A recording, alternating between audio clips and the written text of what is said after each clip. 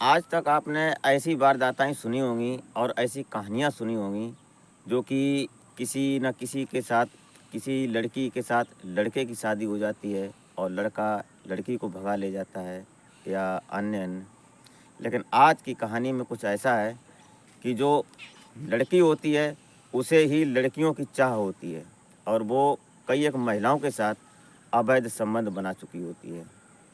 आज की घटना और आज की वारदात कुछ इंटरेस्ट है और कुछ सस्पेंस है।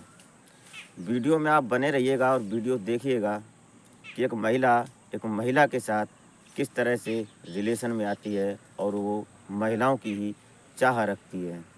एक नहीं, दो नहीं, 10 महिलाओं के साथ संबंध बना चुकी होती है और फिर उसके बाद अपनी ही भतीजी को नहीं छोड़ती है।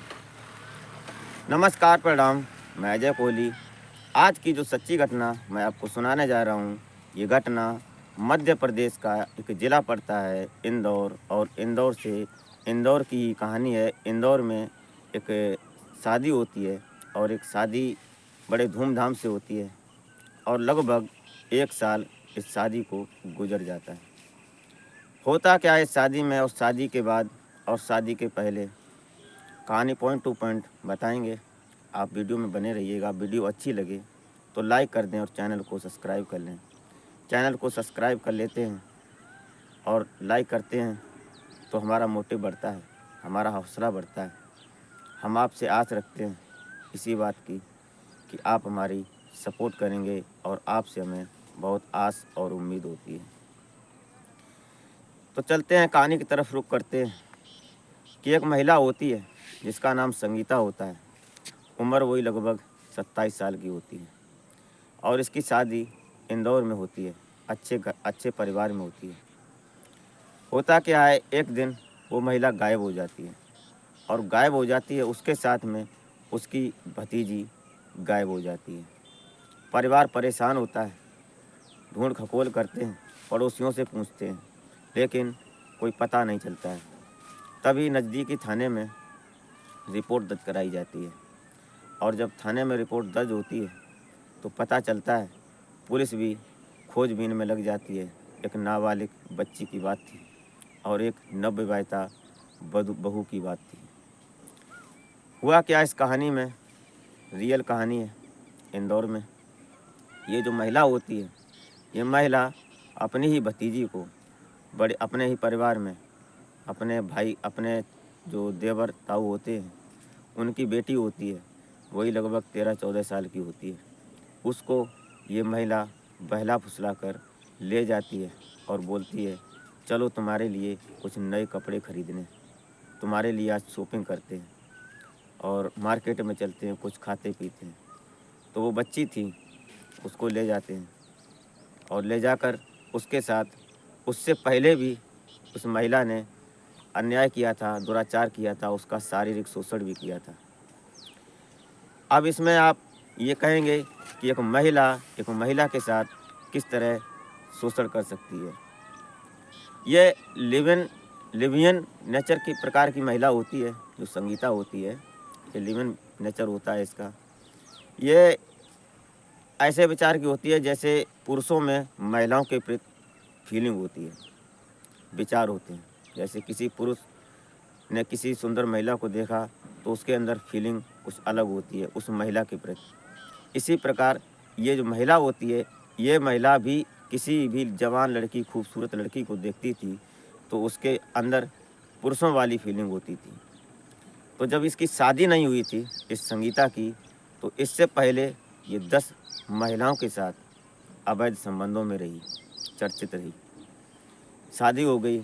शादी होने के बाद लगभग 1 साल ऐसा ही चलता रहा, परिवार की बात थी, और अपने पति के पास ये नहीं जाती थी। जो पति पत्नी का संबंध होता है, जो रिलेशन होता है, उससे ये ना नुकर करती थी, कतराती थी कि इससे उसकी राज़ी नहीं होती थी।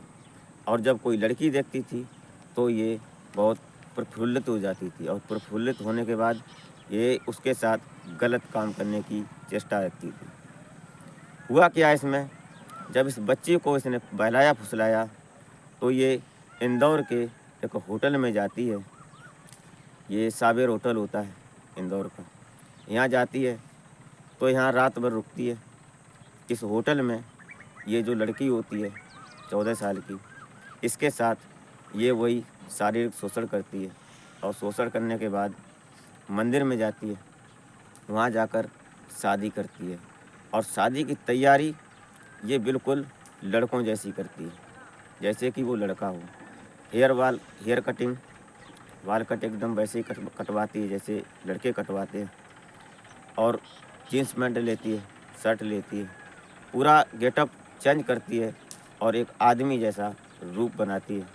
और ये जो लड़की होती है, इस लड़की को एक महिला की तरह देखती है, महिला के रूप में ढाल देती है, कपड़े महिलाओं वाले पहनाती है और पहनाने के बाद ये मंदिर में जाकर पुजारी से अपनी शादी करवाती है। और शादी जब करती है तो जो पुजारी होता है, शादी होती है, लगभग 1 महीना गुजर जाता है।